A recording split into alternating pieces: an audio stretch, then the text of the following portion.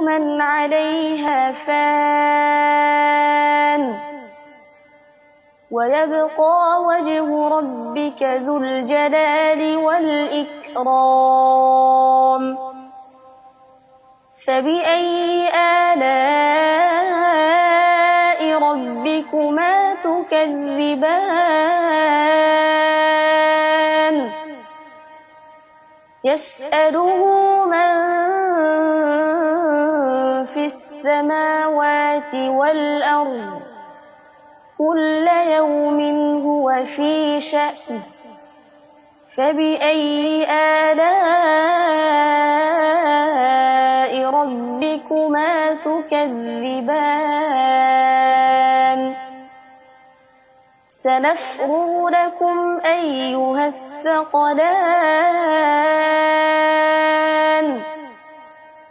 فبأي آلاء ربكما تكذبان يا معشر الجن والإنس إن استطعتم أن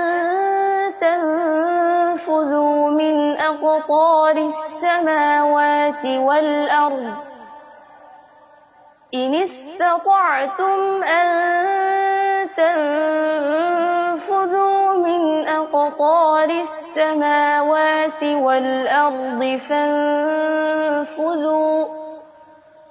لا تنفذون إلا بسلطان فبأي آلاء ربكما تكذبان يرسل عليكما شواظ من نار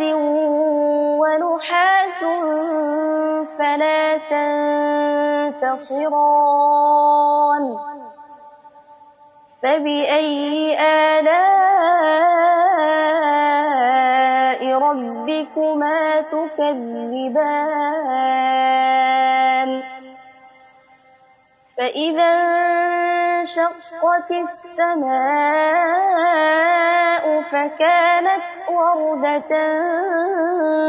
كالدهان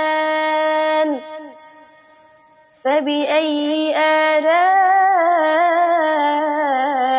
ربكما تكذبان فيومئذ لا يسأل عن ذنبه إنس ولا جان فبأي آلاء ربكما تكذبان يعرف المجرمون بسيماهم فيؤخذ بالنواصي والأقدام فبأي آلاء ربكما تكذبان هذه جهنم التي يكذب بها المجرمون يطوفون بينها وبين حميم آن فبأي آلاء ربكما تكذبان صدق الله العظيم.